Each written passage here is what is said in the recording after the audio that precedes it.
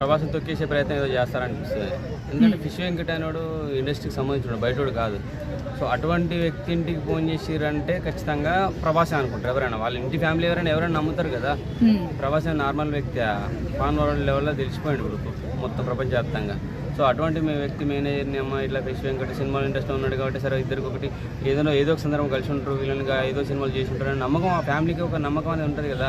So ఆ నమ్మకాన్ని మళ్ళీ వాళ్ళు ఒమ్ము చేశారంటే ఎవడో ఫేక్ చేస్తారంటే కావాలని వీళ్ళని నమ్మించి ఫిష్ వెంకట్ ఫ్యామిలీని నమ్మించి ప్రభాస్ని తొక్కేసే ప్రయత్నాలు ఏదో జరుగుతున్నాయి. ఇంతకుముందు కూడా ఏదో గతంలో కూడా ప్రభాస్ మీద యుద్ధం జరిగినప్పుడు 1000 కోట్లు ఇచ్చాడని చెప్పి ఒక వార్త వైరల్ చేశారు. అయోధ్యకి 30 కోట్లు ఇచ్చారని చెప్పి వైరల్ చేశారు. కానీ అవన్నీ కూడా ఫేక్ వార్తలు అని తెలిపింది. ఇప్పుడు కూడా ఇది ఫేక్ వార్త అని తెలిపింది. ఎందుకు ఈ ప్రభాస్ మీద ఇటువంటి నెగిటివ్ ట్రోలింగ్ అనేది జరుగుతుంది? సో కావాలని ట్రై చేస్తున్నారు అనిపిస్తుంది. ఎందుకంటే బాహుబలి తర్వాత ఎక్కడికో వెళ్ళిపోయాడు మనోడు.